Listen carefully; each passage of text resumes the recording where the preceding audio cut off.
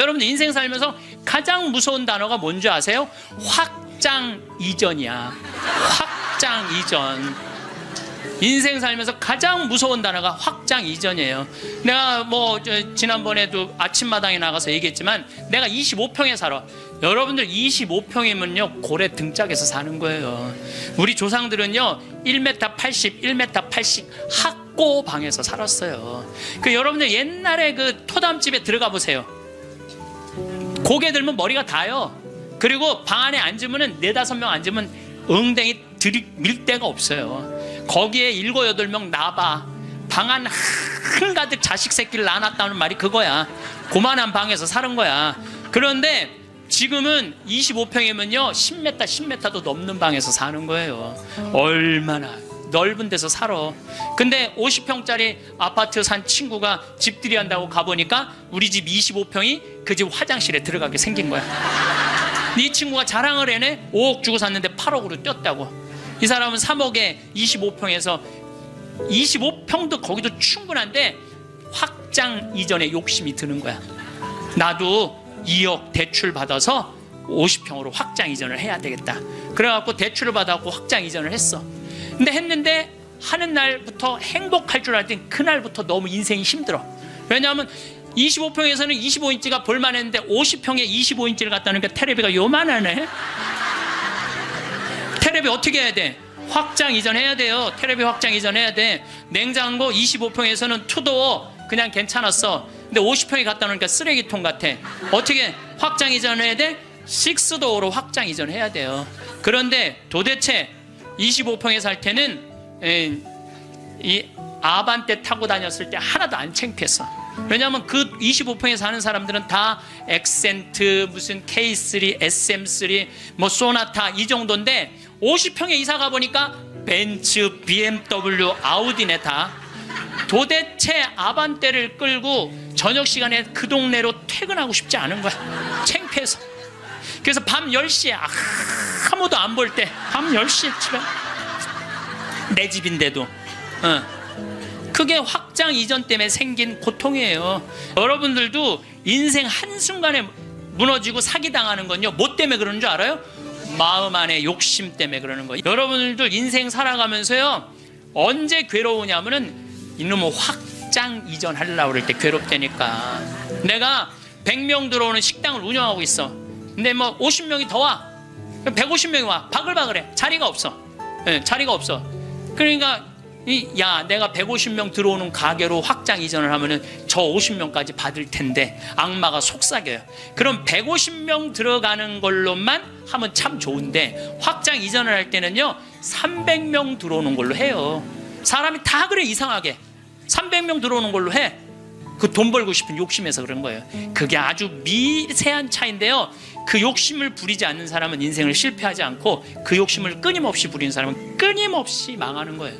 그래갖고 300명 들어오는 걸로 했는데 150명이 들어오긴 들어와. 근데 나머지 150명이 안 들어와. 이건 원래 없던 사람인데 욕심이야. 그러니까 안 되니까 주방에다가 주방장 안 되겠다. 그 사골 국물에 우유 풀어라. 우유. 망하는 건 순식간에 망하는 거예요. 근데 여러분들 욕심 중에 진짜 무서운 욕심은요 자식 욕심이에요. 돌대가리를 서울대학에 집어넣으려고 하는 욕심. 이 욕심이요 대한민국을 불행으로 만드는 거예요.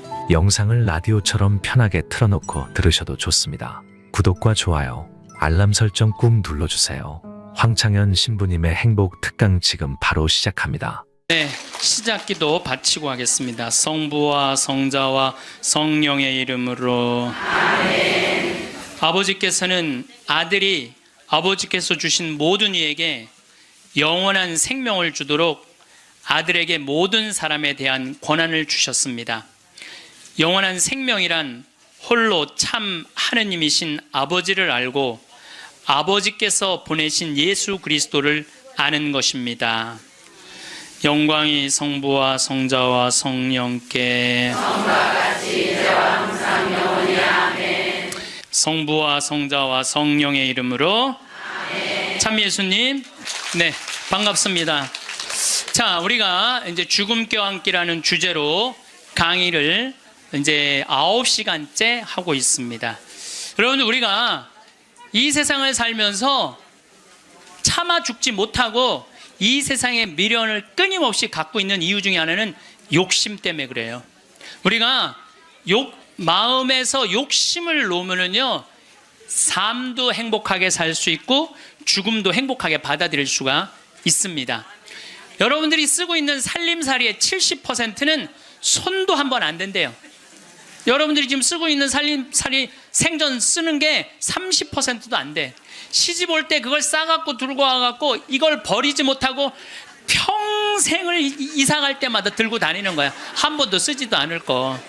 그러니까 우리가 좀 인생을 좀 홀가분하게 살아갈 필요가 있는데 너무 많은 걸 쥐고 살아가기 때문에 인생이 힘든 거예요. 버릴 건 버리고 가져갈 것만 가져가야 되는데 다 가져가려고 그러는, 다 가져가려고. 여러분들이 쓰고 있는 핸드폰의 70%는 기능도 모른대요. 네. 내가 이걸로 정보를 검색하는 것도, 텔레비전을 보는 것도, 인터넷을 하는 것도, 이메일을 하는 것도 아무것도 모르고 그저 주고받는데도 100만 원짜리 휴대폰을 쓴다는 거예요. 내가 할머니들하고 사진 찍을 때 정말로 복장 터질 때가 많아요. 할머니들이 사진 찍자고 하고 다 이렇게 쓰면은, 자, 신부님 웃으세요. 딱 웃으면 할머니들이 막 찍으면서 핸대는 소리가, 신부님 근데 왜 내가 나와? 왜 내가 나와? 막 이래요. 막. 이게 왜 안 눌려? 안 눌려? 이래고. 제가 보기에는 우리나라 국민의 80%는 100만 원짜리 들고 다닐 필요 없어요. 10만 원짜리만 들고 다녀도 되는데 그게 다 필요 없는 걸 끌고 다니는 거예요. 여러분들 별장의 70%는 필요 없는 공간을 쓰고 있대요. 별장의 70%는 필요 없는. 그러니까 우리가 그 필요 없는 것만 걷어내도 인생살이 홀가분한 거예요. 인생살이.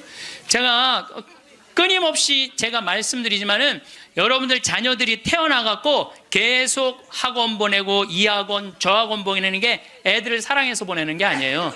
욕심 채우기 급급한 거예요. 욕심 채우려고 애들을 불행하게 만드는 거예요. 애들은요, 끌고 다니는 게 사랑이 아니에요. 애들은 엄마 아빠가 같이 놀아주고 같이 놀아만 줘도 여러분들 애들은 행복해요. 저도 역시 인생 살면서 욕심 때문에 힘들 때가 참 많았어요. 제가 막 생태마을 꾸밀 때 뭐 주머니에 돈 한 푼 없었고, 물론 우리 할아버지 신부님이 도와주긴 했지만 이것저것을 계속 내가 이거 하고 싶고 저거 하고 싶고 욕심을 피다 보니까 내 인생 자체가 힘들더라고요. 그래서 5년 전부터 아무것도 안 하는 거야. 아무것도 안 하고 몸 안에 강의 열심히 다니고 청국장 열심히 만들고 이런 것만 하니까 사는 게 너무너무 즐거운 거예요. 근데 내가 집 한 채를 짓는다, 성당 하나를 짓는다, 뻥뻥 터질 때는요, 인생이 힘든 거예요. 여러분들 인생 살면서 가장 무서운 단어가 뭔지 아세요? 확장 이전이야. 확장 이전. 인생 살면서 가장 무서운 단어가 확장 이전이에요. 내가 지난번에도 아침마당에 나가서 얘기했지만 내가 25평에 살아. 여러분들 25평이면요 고래 등짝에서 사는 거예요. 우리 조상들은요 1m 80, 1m 80 학고방에서 살았어요. 여러분들 옛날에 그 토담집에 들어가 보세요. 고개 들면 머리가 닿아요. 그리고 방 안에 앉으면 4-5명 앉으면 엉덩이 들이밀 데가 없어요. 거기에 7-8명 나봐. 방 안 한가득 자식 새끼를 낳아놨다는 말이 그거야. 고만한 방에서 사는 거야. 그런데 지금은 25평이면요 10m도 넘는 방에서 사는 거예요. 얼마나 넓은 데서 살아. 근데 50평짜리 아파트 산 친구가 집들이 한다고 가보니까 우리 집 25평이 그 집 화장실에 들어가게 생긴 거야. 이 친구가 자랑을 해내. 5억 주고 샀는데 8억으로 뛰었다고. 이 사람은 3억에 25평에서 25평도 거기도 충분한데 확장 이전에 욕심이 드는 거야. 나도 2억 대출 받아서 50평으로 확장 이전을 해야 되겠다. 그래갖고 대출을 받아갖고 확장 이전을 했어. 근데 했는데 하는 날부터 행복할 줄 알았더니 그날부터 너무 인생이 힘들어. 왜냐하면 25평에서는 25인치가 볼만했는데 50평에 25인치를 갖다 놓으니까 테레비가 요만하네. 테레비 어떻게 해야 돼? 확장 이전해야 돼요. 테레비 확장 이전해야 돼. 냉장고 25평에서는 투도어 그냥 괜찮았어. 근데 50평에 갖다 놓으니까 쓰레기통 같아. 어떻게 확장 이전해야 돼? 식스도어로 확장 이전해야 돼요. 그런데 도대체 25평에 살 때는 이 아반떼 타고 다녔을 때 하나도 안 창피했어. 왜냐하면 그 25평에 사는 사람들은 다 엑센트, 무슨 K3, SM3, 뭐 소나타 이 정도인데 50평에 이사 가보니까 벤츠, BMW, 아우디네 다. 도대체 아반떼를 끌고 저녁 시간에 그 동네로 퇴근하고 싶지 않은 거야. 창피해서. 그래서 밤 10시에 아무도 안 볼 때 밤 10시에 집에 내 집인데도 그게 확장 이전 때문에 생긴 고통이에요. 여러분들도 인생 한순간에 무너지고 사기당하는 건요 뭐 때문에 그러는 줄 알아요? 마음 안에 욕심 때문에 그러는 거예요. 여러분들 인생 살아가면서요 언제 괴로우냐면은 이놈의 확장 이전하려고 그럴 때 괴롭다니까. 내가 100명 들어오는 식당을 운영하고 있어. 근데 뭐 50명이 더 와. 그럼 150명이 와. 바글바글해. 자리가 없어. 자리가 없어. 그러니까 야, 내가 150명 들어오는 가게로 확장 이전을 하면은 저 50명까지 받을 텐데 악마가 속삭여요. 그럼 150명 들어가는 걸로만 하면 참 좋은데 확장 이전을 할 때는요 300명 들어오는 걸로 해요. 사람이 다 그래 이상하게 300명 들어오는 걸로 해. 그 돈 벌고 싶은 욕심에서 그런 거예요. 그게 아주 미세한 차이인데요. 그 욕심을 부리지 않는 사람은 인생을 실패하지 않고 그 욕심을 끊임없이 부리는 사람은 끊임없이 망하는 거예요. 그래갖고 300명 들어오는 걸로 했는데 150명이 들어오긴 들어와. 근데 나머지 150명이 안 들어와. 이건 원래 없던 사람인데 욕심이야. 그러니까 안 되니까 주방에다가 주방장 안 되겠다. 그 사골 국물에 우유 풀어라. 우유. 망하는 건 순식간에 망하는 거예요. 근데 여러분들 욕심 중에 진짜 무서운 욕심은요 자식 욕심이에요. 돌대가리를 서울대학에 집어넣으려고 그러는 욕심. 이 욕심이요 대한민국을 불행으로 만드는 거예요. 이 욕심을. 제가 이거 뭐 방송 때 이거 죄에 대해서 얘기할 때 했는데 어느 이 고등학교 명왕성이라는 영화 찍은 감독 얘기예요. 고등학교 2학년 아이가 전교 2등을 했다는 거예요. 근데 이 엄마는 전교 2등 하는 아이한테 매일 이 바보 같은 년아 네가 뭐가 모자라서 1등을 못해요. 여러분들 전교 2등이면 어딘데. 전교 2등이면 여러분들 내 자식이 전교 2등하면 고맙다고 그래야 되지 않아요? 나는 진짜 고등학교 1학년 때 전교 610명 중에 597등 했다니까요. 내 뒤에 딱 13명 있어. 13명. 걔네들이 어떤 애들이냐면 태권도부 조종부 애들이었어. 민간인으로 내가 단연 1등이었어 뒤에서. 그런데 제가 여러분들한테 말씀드려요. 저는 어렸을 때부터 이날 때까지 항상 즐겁게 놀았던 기억이 많아요. 공부했던 기억보다는. 근데 저는 참 행복해요. 근데 공부만 했던 사람들하고 얘기해 보면요 행복했던 기억이 없대요. 그럼 누가 남는 장사야? 맨날 놀고 맨날 행복한 내가 남는 장사 아니에요. 그게 남는 거예요. 그러니까 여러분들 자식들 공부 못한다고 구박할 게 아니라는 거예요. 행복한 길을 찾아주면 되잖아요. 고등학교 2학년 때 얘가 1등 아이가 시험을 못 봐갖고 어부지로 얘가 1등을 했어. 얘가 내자 써놓고 15층에서 뛰어내려 죽었잖아요. 이제 됐지. 엄마한테 한 마지막 항변이죠. 그리고 죽은 거예요. 여러분들 우리가요 2009년에 202명의 중고등학생들이 자살을 했어요. 202명의 중고등학교 학생 1년에 300명씩 죽어요. 지금 자살로. 청소년 자살률 세계 1위가 우리나라예요. 이게 누가 죽이는 건 줄 아세요? 대한민국 국민들이 죽이는 거예요. 부모들이 죽이는 거죠. 부모들이. 이게 뭐 때문에 죽이는 거예요? 욕심 때문에 욕심 때문에. 그리고 나는 고등학교 2학년 때 전교 꼴등을 했어도 꿈은 있었어. 신부가 되고 싶은 꿈. 나는 고등학교 2학년 때 신부 원하면 그냥 다 가는 줄 알았어. 근데 딱 올라가 봤더니 공부를 잘해야지 신학교를 가는 거예요. 내 성적 갖고는 어린 푸너치도 없는 거예요. 내 성적 갖고는.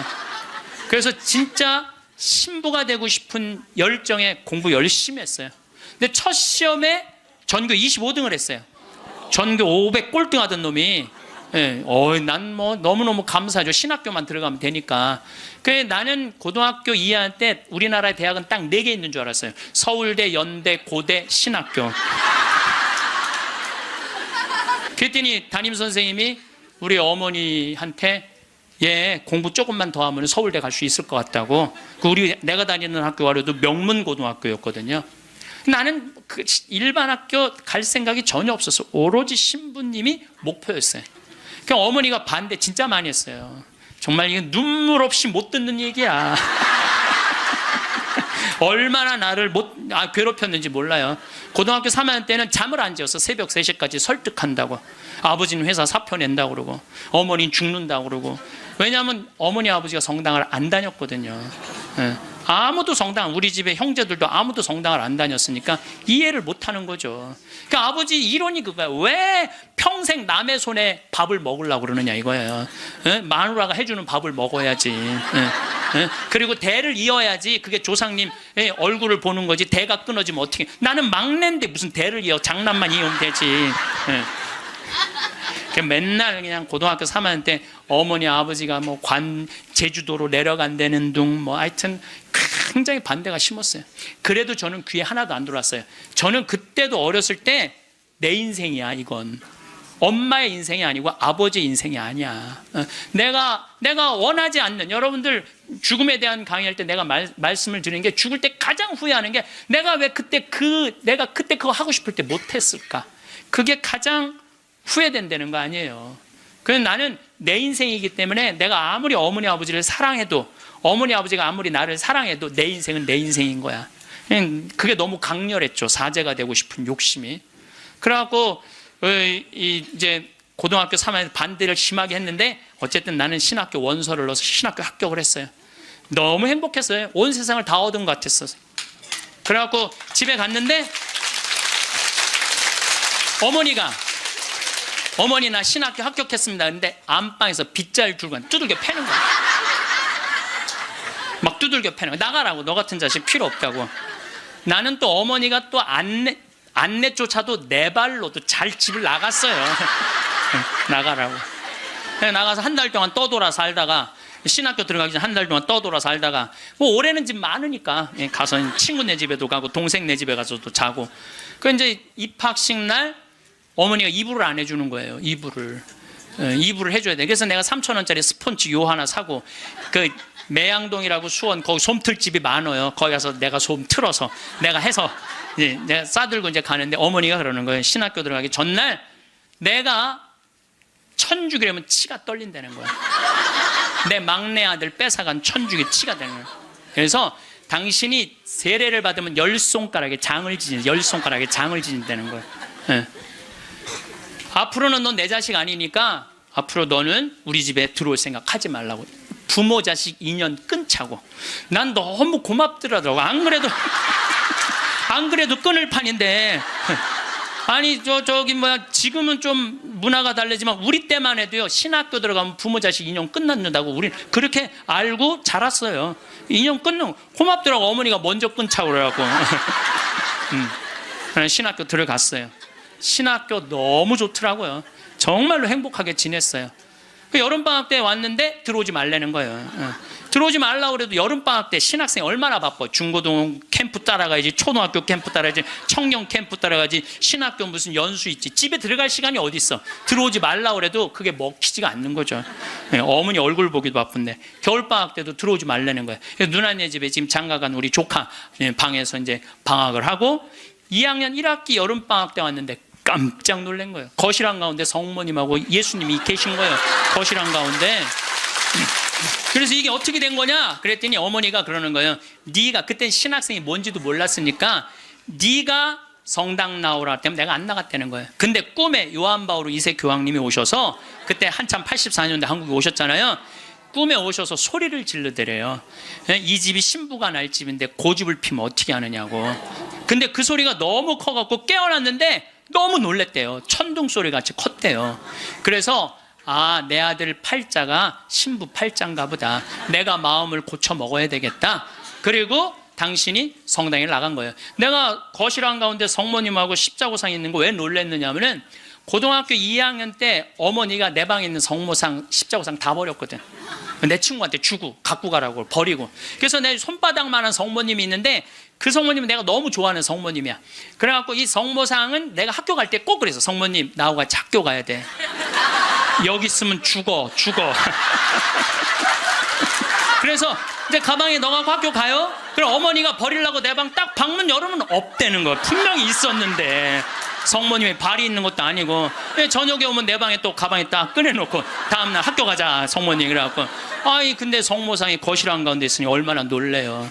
근데 어머니가 누구한테 얘기를 하고 나가? 성당 나가면 10손가락에 장을 지진다고 그러는데. 저녁 먹으면서 이제 당신이 세례받은 사연을 얘기를 하더라고요. 그래서 내가 그 얘기를 다 듣고 숟가락을 딱 내려놓고 어머니 나하고 부엌에 좀 가자. 부엌에 왜 가니? 가스불 켜놓고 장지지로 가자. 장지지로 10손가락에 장지지로. 성당 나가면 10손가락에 장지진다며. 내가 언제 그랬냐는 거예요. 근데 요즘은 어머니가 이런 말씀을 하세요. 미안하다고. 그렇게 좋아하는 건데 저렇게 좋아하는데 내가 왜 이렇게 말렸는지 모르겠다고. 여러분들 자식이요 좋아하는 걸 시키세요. 여러분들이 좋아하는 걸 시키지 말고 자식이 좋아하는 걸 시키세요. 우리 집에 참 재밌어요. 우리 집은 조카가 6이 있는데 얘네들이 또 다 애들이 돌머리야. 그래서 서울에 학교 다니는 애 단 한 명도 없어요. 6명이 다 그렇게 지방대학을 저지하겠다고 저지방 우유를 그렇게 먹였는데도 다 저지방대학 다 저지방대학. 근데요 얘네들이요 착해요. 정말 착해. 애들이 어느 정도로 착하냐면은 집안 모임에 빠지는 애들이 없어요. 나와라 그러면 다 와. 애들이 다 오고 참 뭐 자기 자식 잘하면 팔불출이라고 그러지만 하여튼 우리 애들이 다 돌머리예요. 그건 확실해. 근데 얘네들이요 이번에 얼마나 대단한 일을 했느냐 하면은 이제 첫째 이제 제일 누나 아들이 이제 둘째 큰형 딸이 있고 그런데 둘째 형 큰형 딸아이가 뭐 대학을 나와갖고 개 옷 만드는 걸 좋아해. 개 옷. 그래서 취직을 안 하고 개 옷만 만드는 거야. 개 옷만. 근데 작년에 그 첫째 누나 아들이 나한테 그러는 거예요. 삼촌, 제가 심장이 굉장히 튼튼한 애라는 거예요. 무슨 심장? 개를 저렇게 좋아하고 옷을 저렇게 잘 만들고 콘테스트에도 막 되고 그런데 쟤한테 날개를 달아줬으면 좋겠다는 거예요. 무슨 날개를 달아주면 좋으냐? 그랬더니 이 친구가 하는 얘기가 삼촌, 수원 이 지역에 보니까 개 카페가 하나도 없대. 그래서 쟤한테 개 카페를 차려주면은 카페도 잘 운영하고 옷도 잘 만들어서 참 행복하게 살 것 같다는 거예요. 그래갖고 자기네들끼리 이제 6 애들이 모여갖고 회의를 계속 하는 거야. 어떻게 하면은 개카페를 어느 가게도 자기네들끼리 보러 다니고. 여러분 이게 보통 쉬운 일이 아니거든요. 근데 자기네들끼리 다 하는 거야. 그러더니 삼촌, 근데 내가 또 선경 지면이 있잖아요. 우리 조카 애들이 머리가 돌머리니까 우리 형제들한테 무슨 얘기냐면 쟤네들 변변하게 취직 못할 것 같으니까 우리 쟤네들을 위해서 개 모임을 해두자. 그래갖고 개 모임을 계속 해갖고 돈을 많이 모아놨어요. 걔네들을 위한 돈을 모아놨어. 그래갖고 이제 돈을 모아놨는데 지원을 해달라는 거예요. 통장은 내가 갖고 있으니까 니네들 계획서 갖고 와봐. 계획서를 갖고 왔는데 기가 막히게 해왔더라고. 그래서 좋아. 그러면은 내가 지원을 해줄게. 그래갖고 이제 그 형제 황씨 사랑의 통장이야 이름이. 예. 황씨 사랑의 통장 거기서 애들을 2억에 내야 되는 걸 자기네들 손으로 다 치라고 해갖고 1억에 가게를 낸 거야. 예. 가게를 냈는데 요즘 얼마나 가게가 잘 됐냐면 손님이 너무 많이 와갖고 티켓을 준대. 몇 시에 오라고 이렇게. 여러분들 저는 우리 애들을 보면서요 내가 걔네들이 서로 친하고 그래. 야 얘네들아 니네들이 왜 서로 그 막내집 딸은 그러니까 둘째 형님 딸은 커피 바리스타 배워갖고 커피 내리고 그 오빠는 기획하고 커피 기계 사주고 그리고 큰형 딸은 거 운영하고. 이게 쉬운 일이 아니잖아요. 그래서 내가 불러갖고 걔네들한테 한마디 했어요. 야 니네들 중에 서울대학 다니는 애 한 명만 있으면 니네들 절대 이렇게 안 돼. 니네들이 다 저지방 다니기 때문에 이렇게 친한 거야. 그래서 니네들 저지방 다니는 게 다 축복이야. 축복이야. 그래서 공부 못한다고 불행하다, 공부 못한다고 행복하지 않다, 그 생각을 버리라. 얘네들 만나면은요 너무너무 즐거운 거야. 나는 정말 내 조카들이지만은 참 존경스럽고 사랑스럽더라고요. 그래서 여러분들도 내 애를 꼭 공부로 비교하지 말라는 거예요. 애들이 성격 좋고 성실하면 되잖아요. 그러면 어디든 가서 해내거든요. 근데 그냥 공부만 하는 애들은요, 이게 교우 관계도 좋지 않고 사랑 관계도 좋지 않으면 힘들거든요. 며칠 전에도 갔더니 손님들이 꽉 차 있더라고요. 내가 이렇게 가서 보니까 가끔 시차를 나가야죠, 내가. 참 기특하더라고요. 그래서 이 세상이 막 험난하다고 그러지만은 그렇게 형제들끼리 어울려갖고 그렇게 하면은요, 세상 살아가는 게 험난하지가 않다니까요. 근데 우리는 너무 개인적이고 너무 이기적이야. 서로 협동할 줄을 모르는 거야. 그러니까 이 세상 이렇게 잘 먹고 잘 사는데도, 제가 늘 말씀드리잖아요. 대한민국의 5,000년 역사상 이렇게 잘 먹고 잘 산 적은 없어요. 5,000년 역사상. 그런데 왜 국민들은 행복하지 않다고 그래? 이게 나누지 못해서 그래. 나누지 못해서. 너무 이기적이라 그래. 너무 이기적이고 사랑을 할 줄 몰라서 그래. 제가 이제 다음 강의 때는, 이번에는 죽음 껴안기로 9시간 했으니까 다음에는 삶 껴안기로 강의를 할 거예요. 삶 껴안기로. 삶 껴안기 때 사랑을 얘기를 많이 할 거예요. 지금 우리 이 대한민국 사회가 가장 필요한 게 뭐냐면 사랑이에요. 예수님이 말한 사랑을 살지 않기 때문에 우리가 각박한 거예요. 여러분들, 제가 요즘 그런 공부를 이제 강의 준비를 하면서 조사를 해보니까요, 우리보다 훨씬 가정적인 나라들이 훨씬 많아요. 우리보다 가정적인 나라가 훨씬 많아요. 그래서 여러분들, 이제 우리가 생각을 좀 바꾸고 삶을 좀 바꿔야지 이 세상도 행복하고 죽을 때도 행복하게 죽을 것 같아. 자, 마지막으로 우리 교황님께서 행복 10계명을 작년에도 내놓고 올해도 내놓으셨는데, 내가 이게 내용이 너무너무 편안하고 좋아서 여러분들한테 소개를 해드립니다. 우리 교황님이 뭐라고 그랬냐면, 자신의 방식대로 인생을 살되 타인의 인생을 존중하라. 이게 참 좋은 것 같아요. 우리는요, 남 잘 되는 꼴을 못 봐요. 남 잘 되는 꼴을 일단 깎아내리는 거야. 내가 하면 로맨스, 남이 하면 스캔들이야. 근데 남이야 어떻게 살든 내 멋에 살 줄 알아야 돼요. 남이 어떻게 근데 우리는 자기 멋이 없는 거야. 자기 개성이 없는 거야. 아니, 우리 마리아, 그 아이가 8월 15일 날 태어나고 본명이 마리아인데, 마리아 그 개카페를 이렇게 하는 거 보면 자기의 삶이 있어. 자기의 영역이 있어. 저 지방대학 나와도 자기의 삶이 있고 자기 멋에 살아가는데 계획도 있더라고요. 나중에 삼촌 아프리카 잠비아 하는데 자기가 크게 쏠 거라는 거예요. 그 계획도 갖고 있더라고요. 그래서 여러분들도 남하고 비교하지 마세요. 남하고 비교하는 순간 여러분들은 불행해지는 거예요. 제가 하느님한테 감사한 것 중에 하나가, 저는 남하고 잘 비교하지 않아요. 왜냐하면 비교해도 내가 안 되는 게 너무 많아. 키도 조그마고 얼굴도 씹다 뱉은 수제비 같이 생기고 안 되는 게 너무 많은데, 물론 나름대로 괜찮죠. 나름대로 괜찮은데, 남하고 비교하는 순간부터 행복은 날아가는 거예요. 그래서 교황님이요, 자기 방식대로 인생을 살라는 거예요. 근데 자기가 없잖아. 우리는 내가 없고, 누구 서울대학 안 가면 난 패배자고, 자식이 의사가 없으면 난 패배자고, 강남에 못 살면 난 패배자고, 이런 생각을 하고 사는 거예요. 꼭 이뻐야지 훌륭하고 잘생겨야지.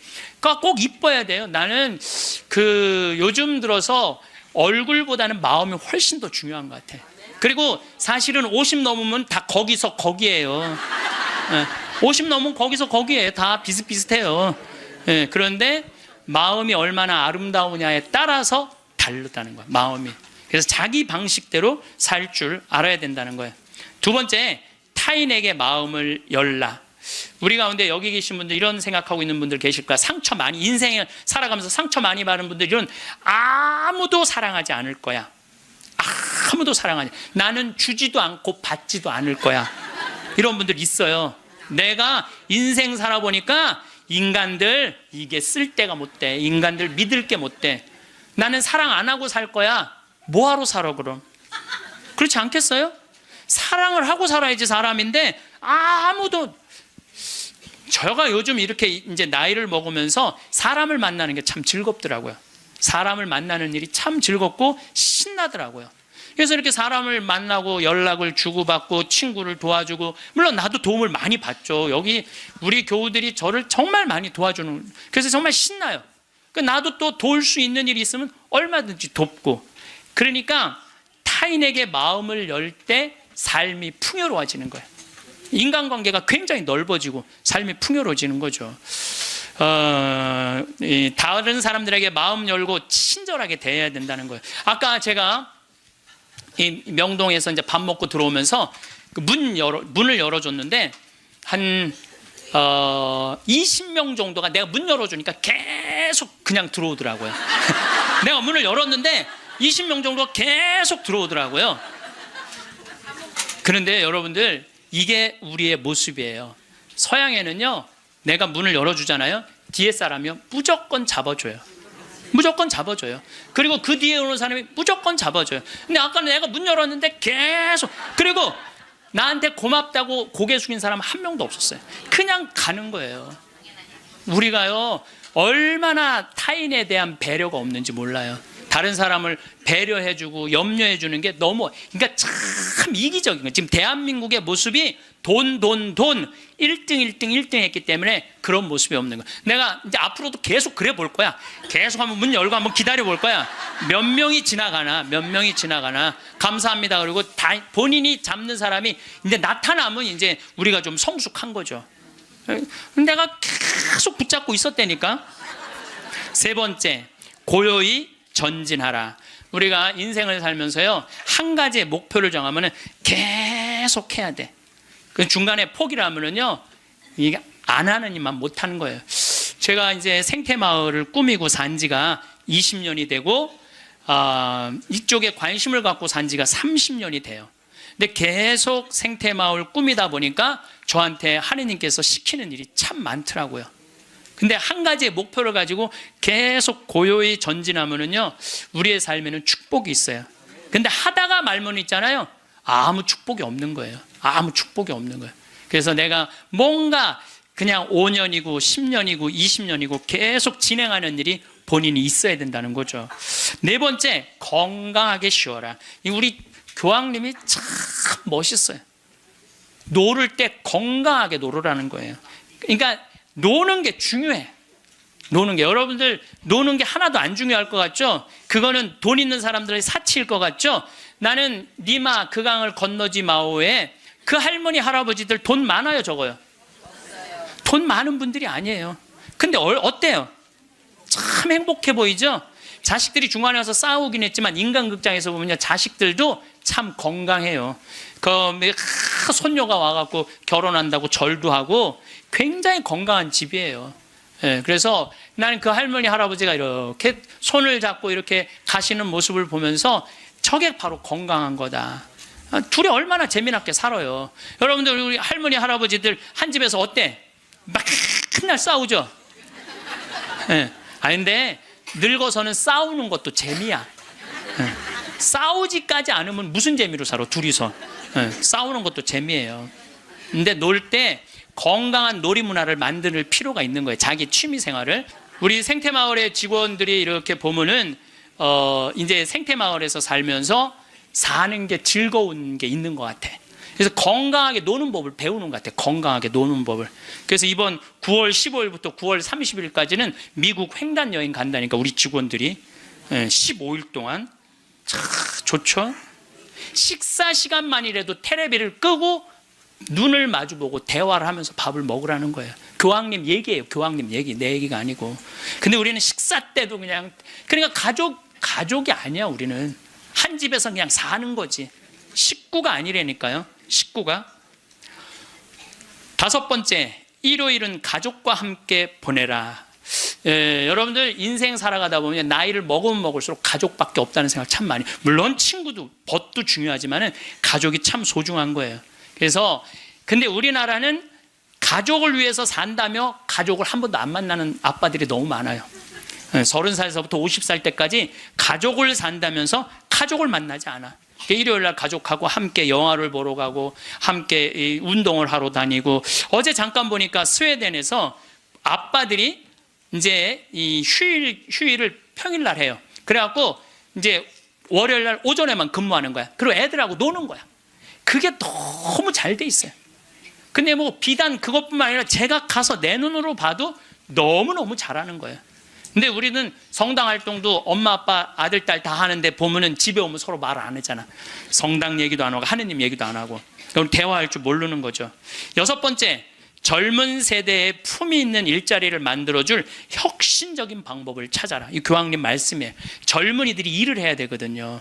우리나라의 또 심각한 문제 중에 하나가 젊은이들이 일거리가 없는 거야.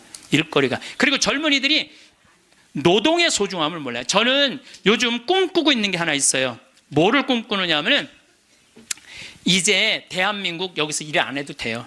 내가 이제 이번 1월 30일 날 잠비아에 가거든요. 근데 무프리나 지역의 시장을 만나기로 했어요.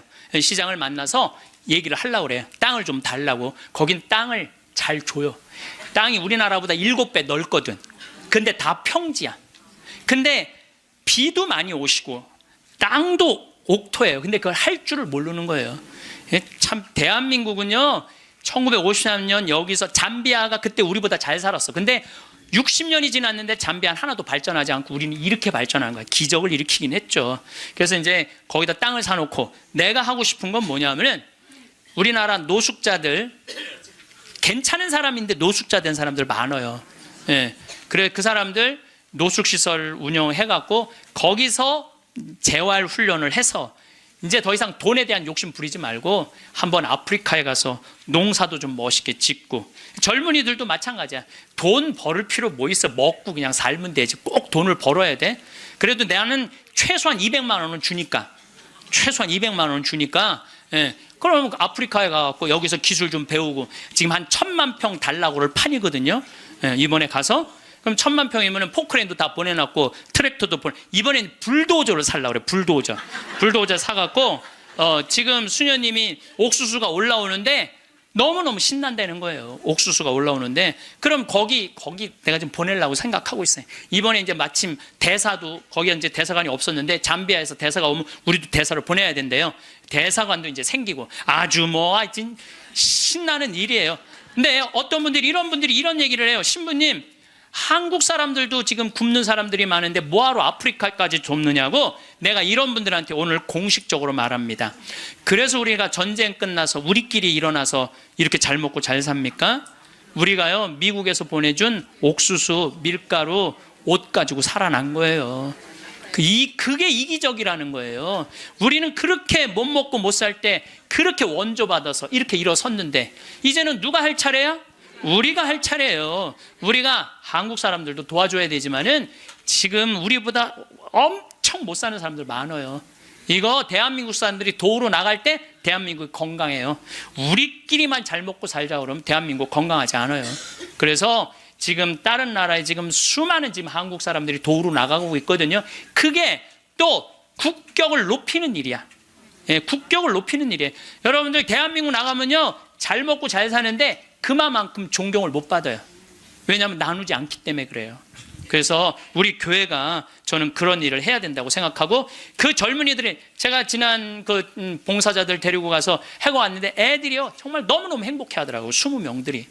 그래서 여러분들도 젊은이들한테, 여러분들은 뭐 할 일은 아니겠지만 우리 기업하는 사람들, 정치하는 사람들이 젊은이들이 일할 수 있는, 여러분들도 책임 있네. 애들 그냥 책상에서만 그냥 공부시키는 게 애들이 일을 안 하지. 예. 그래서 좀 운동도 좀 하고 이런 사회 문화가 됐으면 좋겠어요. 7번째, 자연을 존중하고 돌보라. 교황님이 환경 중요하게 여긴 거죠. 자, 여러분들 이번에 지금 바다가요 어느 때보다도 뜨겁대요. 겨울 바다가.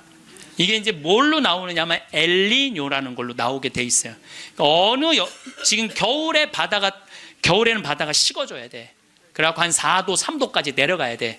근데 지금 겨울바다가 만약에 20도, 25도가 올라가잖아요. 그럼 여름에 35도, 37도까지 올라가요.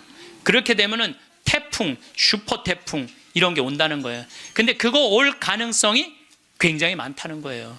그리고 지난 11월은 역사상 가장 더운 11월이었대요. 근데 여러분들 잘 모르죠. 이게 지금 어떻게 이렇게 돌아가는지 저렇게 돌아가는지. 우리가 자연을 사랑할 때 자연도 나를 사랑해줘요. 예. 우리가 자연을 괴롭힐 때 자연도 나를 괴롭히게 돼 있어요. 8번째, 부정적인 생각에서 벗어나라. 다른 사람을 험담하는 것은 자존감이 낮다는 거예요. 이 교황님 참 말씀 잘하셨어요. 다른 사람 험담하는 사람 중에 인격 훌륭한 사람 봤어요, 여러분들? 다른 사람 막 욕하는 사람들 인격 훌륭한 사람 없어요. 그러니까 남을 칭찬하는 사람이 인격이 올라가는 거예요. 여러분들, 바다가, 우리 강물이 바다로 내려가죠. 예, 바다로 내려가면은 겸손한 사람이 아래로 내려가는 거예요. 근데 바다로 내려가면은 바닷물이 참 넓죠. 겸손한 사람이 마음이 넓은 거예요. 겸손한 사람이 마음이 바다 같은 거예요. 그래서 내가 이렇게 종재기 같은 가슴으로 이 사람도 욕하고 저 사람도 욕하고 매 입만 열면 남 욕하는 사람, 이 사람은 마음에 기쁨이 없는 사람이야. 그래서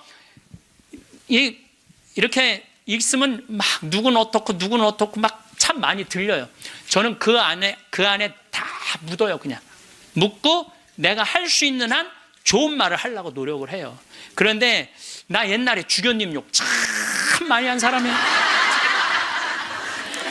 근데 내가 주교님 욕 안 한 지 한 10년 넘거든요. 주교님들이 얼마나 힘들게 그 사목 목자 역할을 하는지 이해를 하기 시작을 했어요. 근데 신부들은 다 주교님 욕해요. 근데 주교님 욕 안 한 지 10년 지났는데 내가 언제부터 마음이 평화가 왔나? 주교님 욕 안 하면서부터 마음에 평화가 왔어. 주교님 욕 안 하면서부터. 여러분들, 남을 험담하는 건요 결코 잘난 일이 아니에요. 9번째, 타인을 개종하려 하지 말고, 이게 정말 내 마음에 드는 거야. 타인을 개종하려 하지 말고 다른 이의 신앙을 존중하라. 교황님이 하신 말씀이에요.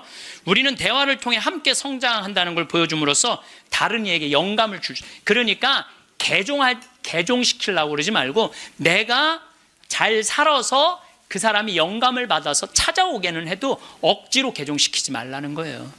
여러분들, 잘 믿는 사람 굳이 천주교로 끌고 올 필요 없다는 거예요. 잘 믿고 잘 사는 사람 그 종교 무시해 가면서, 이건 내 얘기가 아니야, 교황님 얘기야. 근데 나는 그전에도 이 얘기를 참 많이 했어요. 그래서 욕을 참 많이 먹어서 종교 다원주의라고 막 욕하는 사람들도 있어요. 근데 여러분들, 그게 아니에요. 신앙은요 소신이야. 자기 소신. 그거 소신을 꺾는다는 건 목숨하고도 바꾸는 일이에요. 그러니까 저 이슬람이 저렇게 그냥 맨날 폭탄 터뜨리고 그러는 거죠. 나는 걔네들 개종시킬 생각 하나도 없어요.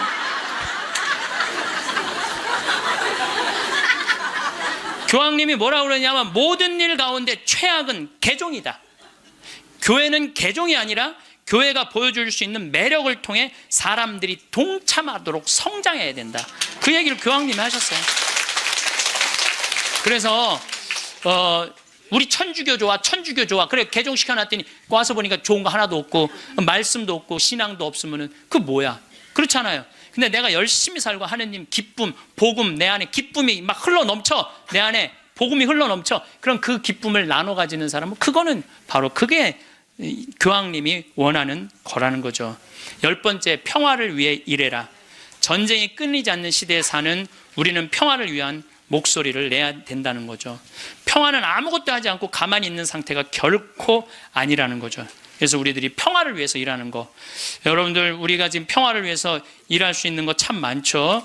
저는 제가 우리 생태마을 꾸미는 일도 참 행복하고, 우리 교우들한테 건강한 먹을거리 제공하는 것도 행복하고, 잠비아 일 꾸미는 것도 행복하고, 이제는 남미 쪽에 신부들하고 연결을 하고 있어요.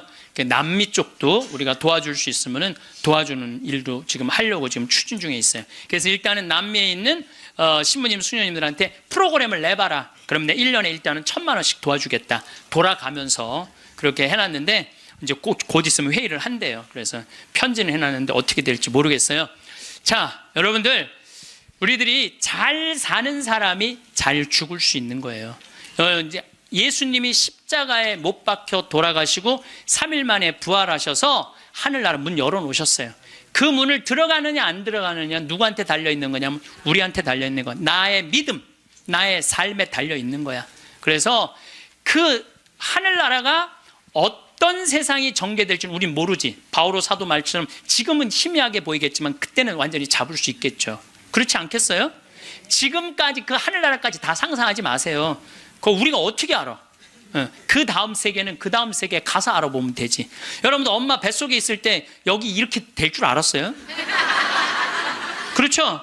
똑같은 거예요. 우리가 마지막 하늘나라는 하늘나라 가서 경험하면 되는 거예요. 하느님 온전히 믿고 이 세상 기쁘게 살면은 여러분들 행복한 나날 되고 마지막 날 영광스럽게 예수님 만나서 얼싸 안을 수 있으리라 생각을 합니다.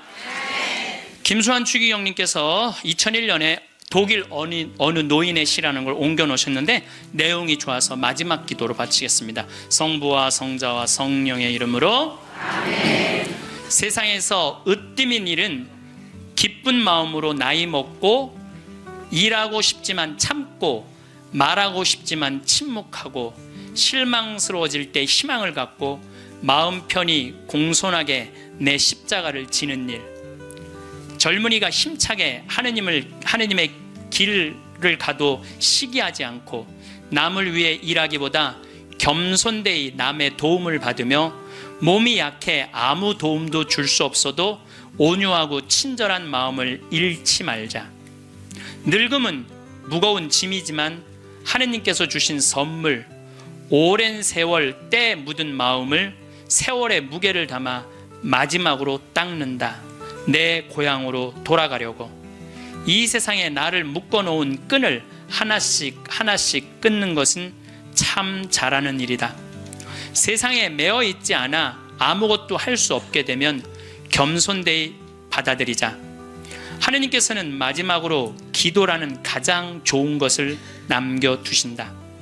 손으로는 아무것도 할 수 없어도 두 손을 모으면 늘 할 수 있는 기도, 사랑하는 모든 일을 위해, 하느님께서 은총을 베푸시도록 빌기 위해, 모든 것이 다 끝나는 날 어서와 친구야, 너를 결코 잊지 않았어.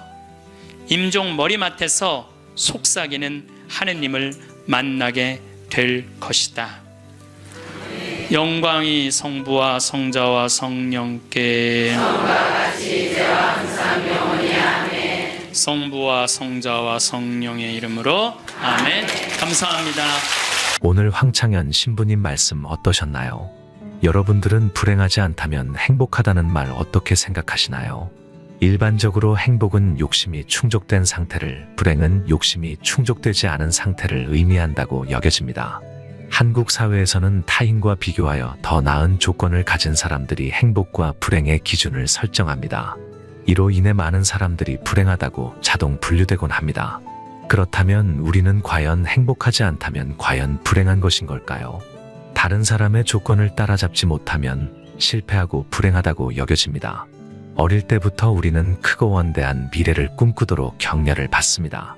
가정이나 학교에서는 아이들의 희망과 목표를 높이고 크게 설정하도록 하곤 하죠. 하지만 목표를 이루고 나서도 혹은 어른이 되어서도 어릴 적부터 가지고 있던 현실과 이상 사이의 격차를 좁히지 못해 많은 사람들이 괴로워합니다. 이는 어른들이 행복이 무엇인지 제대로 가르쳐주지 않았기 때문입니다. 어른들 자신도 이를 제대로 알지 못하며 남들보다 더 많이 가질 때만 행복해질 수 있다고 믿고 있습니다. 이는 건강한 사람들조차 불행해질 수밖에 없는 요즘 시대의 악순환의 이유입니다.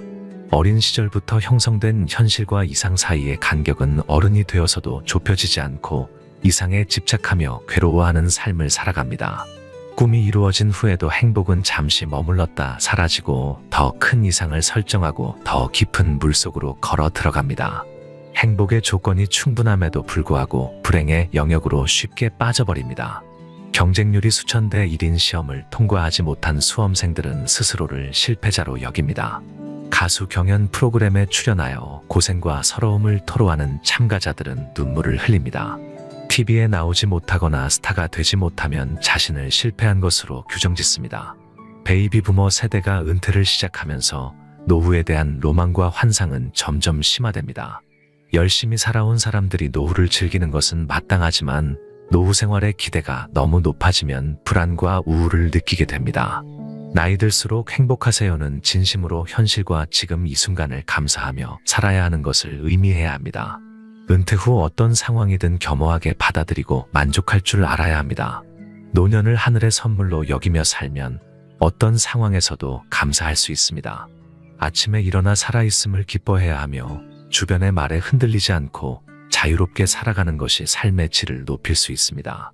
욕망의 충족이 행복의 조건이 되어서는 안 됩니다. 그렇게 되면 욕망을 채우지 못하는 모든 순간이 불행으로 가득 차게 됩니다.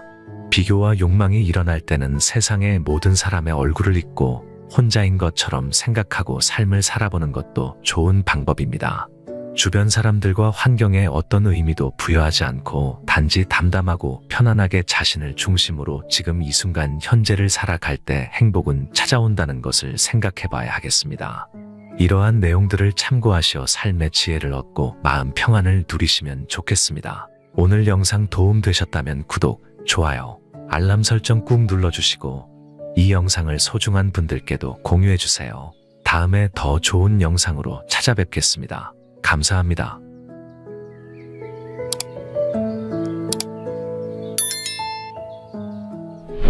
성공한 사람들을 보면 크게 두 부류로 나뉘는 걸 알 수 있습니다.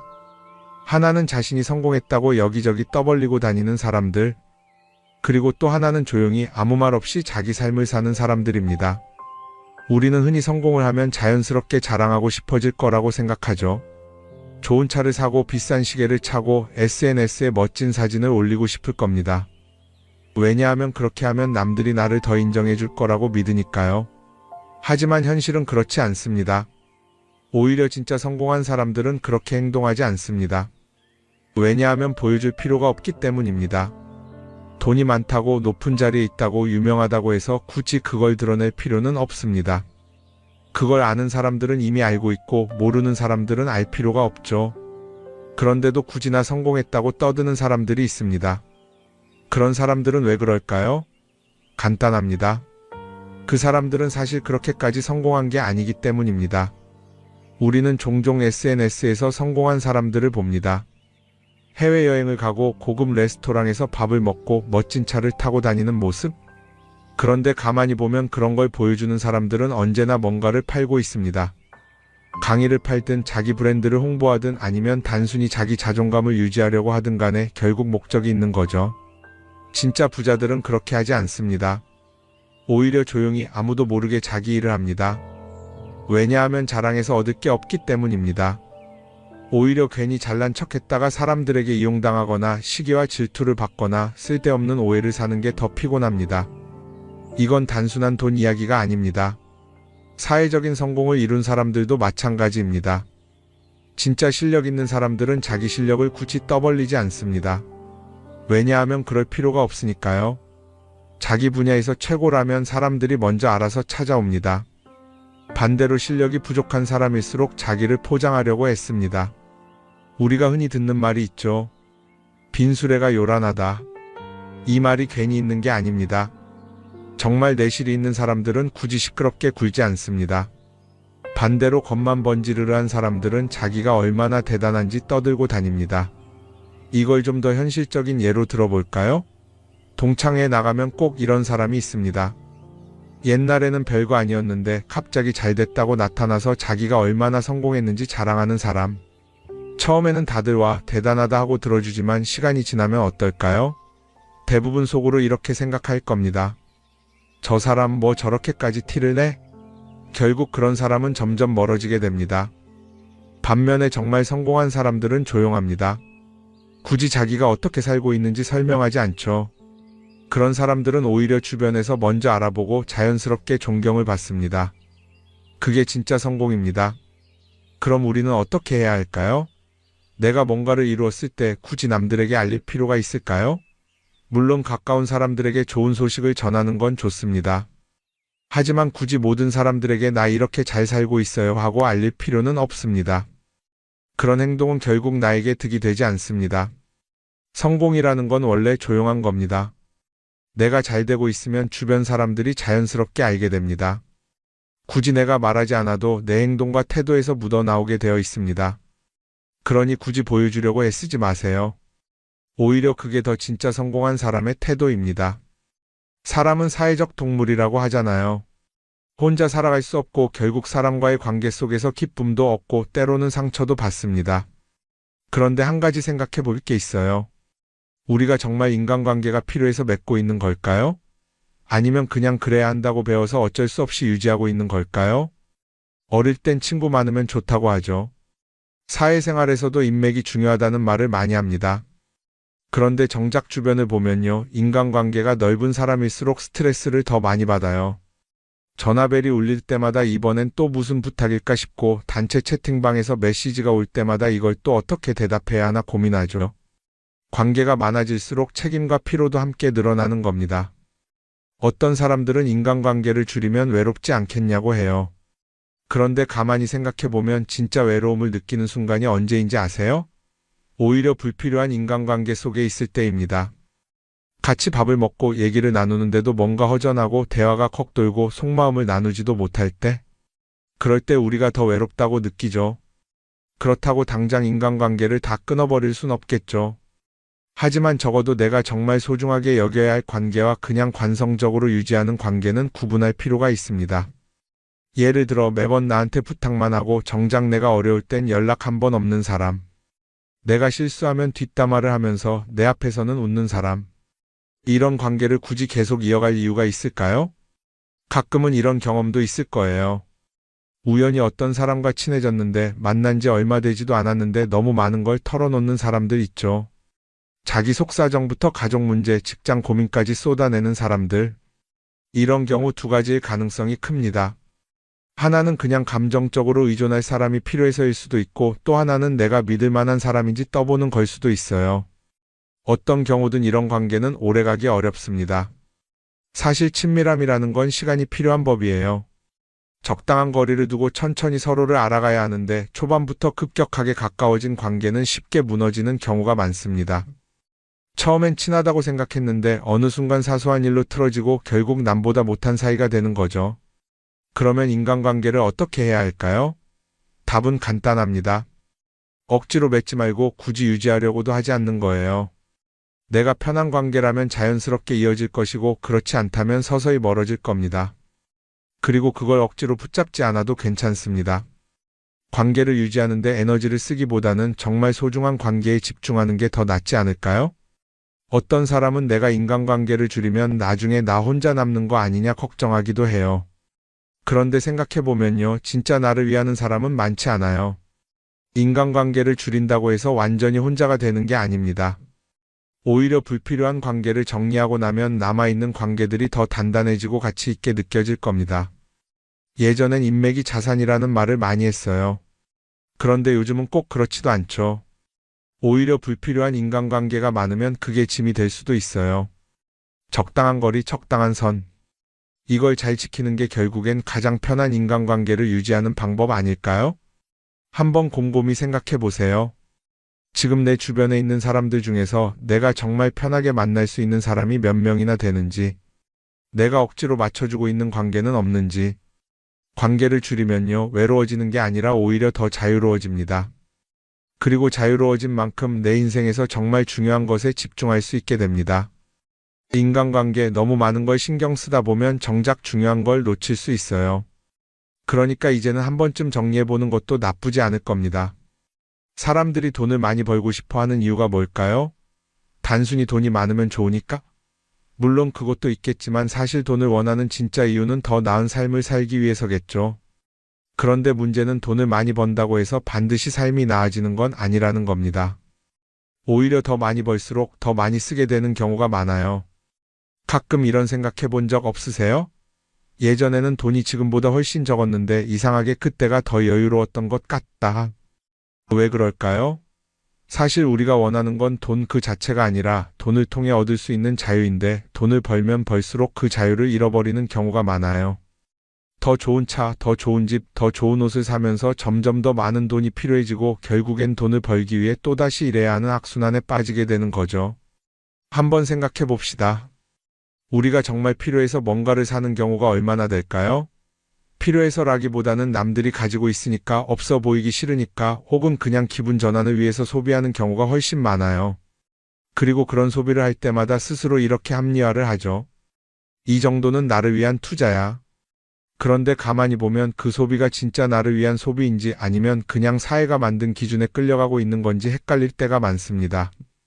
예를 들어 예전에는 스마트폰 하나면 충분했는데 이제는 스마트워치도 있어야 하고 무선 이어폰도 필요하고 태블릿도 있어야 할 것 같고 하나를 사면 또 다른 무언가가 필요해지는 시기예요.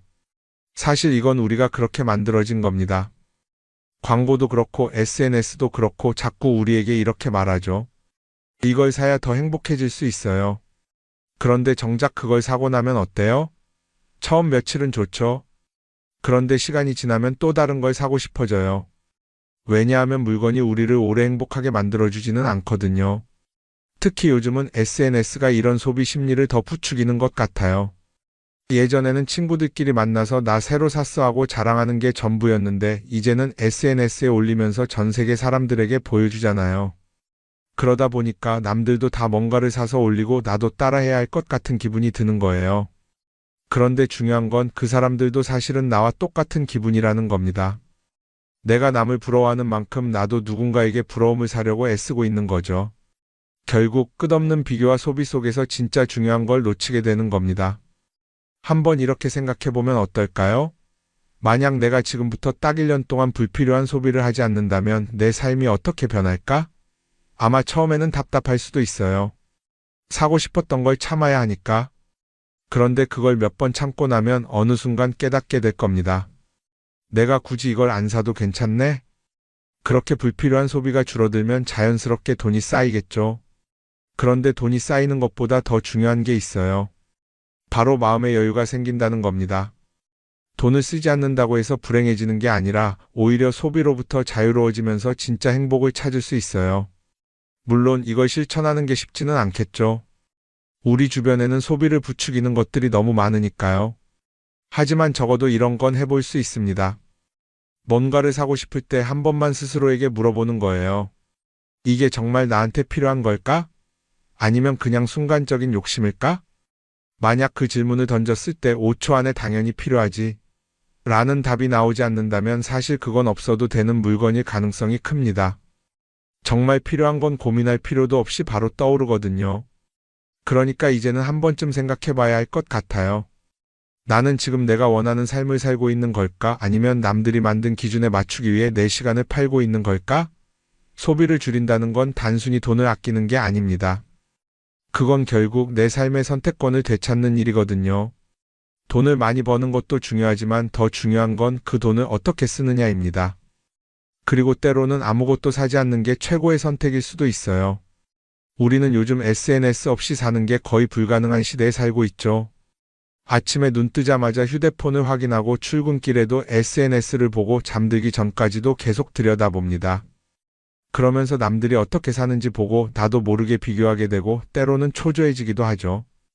SNS에 올라오는 사진들 한번 보세요. 맛집에서 멋진 음식을 먹고 해외여행을 다니고 좋은 옷을 입고 성공한 삶을 사는 사람들. 그런데 가만히 보면 이 사람들이 정말 행복해서 저런 사진을 올리는 걸까요? 아니면 그냥 행복해 보이고 싶은 걸까요? 실제로 SNS에 가장 많이 올라오는 사진이 뭔지 아세요? 남들이 부러워할 만한 순간들입니다. 집에서 편하게 쉬고 있는 모습이나 출근길에 지친 얼굴, 어제 먹다 남은 배달 음식 사진 같은 건 잘 안 올리죠. 대신 멋진 레스토랑, 명품 가방, 고급 호텔 같은 것들이 올라옵니다. 왜 그럴까요? 결국 SNS는 보여주기 위한 공간이기 때문입니다. 여기서 중요한 게 있어요. 우리가 SNS에서 보는 건 그 사람의 삶 전체가 아니라 편집된 일부 장면이라는 겁니다. SNS는 마치 한 편의 다큐멘터리나 영화처럼 잘 꾸며진 장면들만 보여줍니다. 그런데도 우리는 그걸 보면서 아, 저 사람은 나보다 더 행복하구나 하고 착각하죠. 예를 들어 SNS에서 한 친구가 해외여행을 가서 아름다운 풍경을 찍어 올렸다고 해볼게요. 우리는 그걸 보면서 부럽다, 나도 저렇게 살고 싶다라고 생각하겠죠. 그런데 정작 그 친구는 사진을 찍고 나서도 일 때문에 스트레스를 받고 있을 수도 있고 여행 비용을 감당하느라 카드가 걱정을 하고 있을 수도 있습니다. 그 부분은 우리는 알 수가 없죠. 그런데 문제는 이렇게 남들과 비교하는 습관이 쌓이면 결국 내 삶이 초라하게 느껴진다는 겁니다. 원래는 그냥 조용히 살아도 괜찮았는데 SNS를 보고 나면 나만 뒤처지는 것 같고 뭔가를 더 해야 할 것 같고 괜히 불안해지죠. SNS는 기본적으로 사람들의 비교 심리를 자극합니다. 남들이 가진 걸 나도 갖고 싶게 만들고 남들이 하는 걸 나도 해야 할 것 같은 기분이 들게 만들죠. 그러다 보니 필요하지도 않은 걸 사게 되고 무리해서라도 화려한 곳에 가게 되고 남들에게 보여주기 위해 사는 삶을 살게 됩니다. 그럼 어떻게 해야 할까요? 사실 정답은 간단합니다. SNS에서 보이는 것들을 곧이곧대로 믿지 않는 것입니다. 그리고 더 중요한 건 남과 비교하는 걸 멈추는 것이에요. 어떤 사람이 비싼 차를 타고 다닌다고 해서 그 사람이 꼭 행복한 건 아닙니다. 좋은 차를 타고 다니지만 밤마다 사업 걱정에 잠 못 이루는 사람도 많아요. 반대로 대중교통을 이용하지만 마음 편하게 사는 사람도 있죠.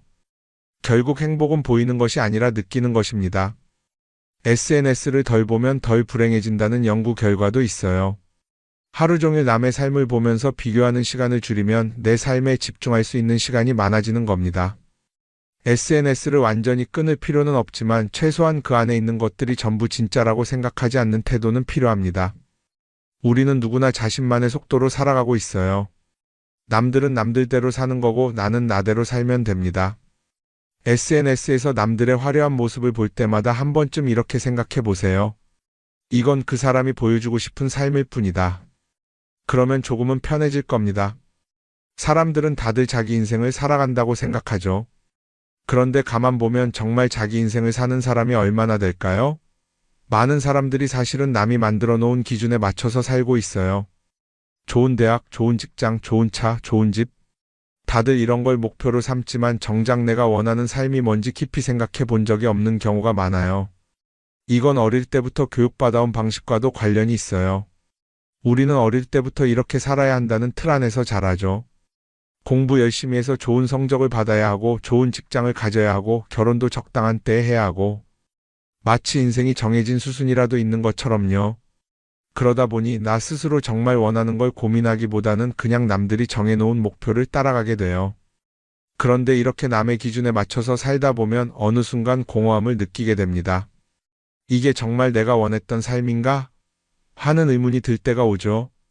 어릴 땐 성적이 목표였고 사회에 나와서는 연봉이 목표였고 결혼하고 나서는 아이 교육이 목표였는데 그 목표를 이루고 나면 허무한 거예요. 계속 뭔가를 이루긴 했는데 정작 나는 어디에 있는지 모르겠는 거죠. 진짜 중요한 건 내가 원하는 게 뭔지를 아는 것이에요. 그런데 이게 쉽지 않죠. 오랫동안 남의 기준대로 살아왔기 때문에 막상 내가 정말 원하는 게 뭐지? 하고 물어보면 선뜻 대답하기 어려운 경우가 많아요.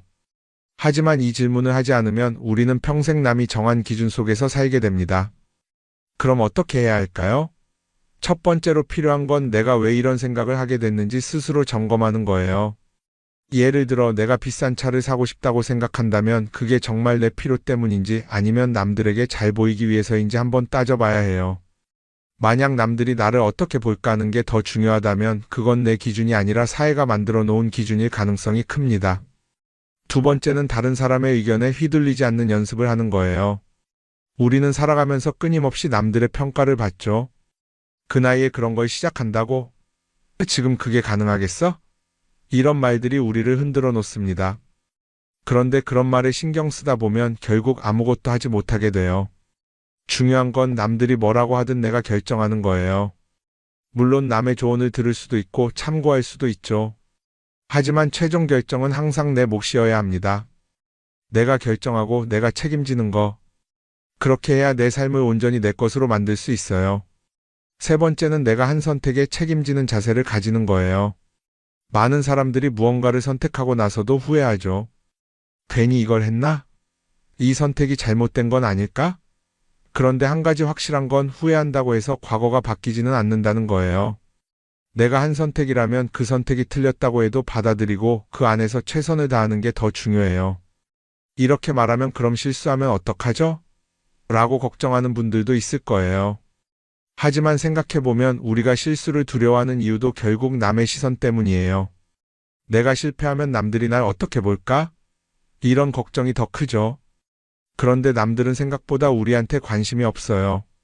우리가 성공하든 실패하든 남들은 자기 삶을 사느라 바빠요. 그러니까 내 인생의 주인은 결국 나 자신이라는 걸 명확히 할 필요가 있어요. 내 선택을 하고 그 선택에 책임지면서 남이 아니라 나에게 맞는 길을 찾는 것. 그게 진짜로 내 삶을 살아가는 방법이 아닐까요? 어쩌면 우리는 너무 오랫동안 이렇게 살아야 한다는 틀 속에 갇혀 있었는지도 모릅니다. 하지만 이제는 한 번쯤 생각해 봐야 합니다. 나는 진짜 내 삶을 살고 있는가? 그리고 만약 아니라면 지금부터라도 조금씩 바꿔보면 어떨까요?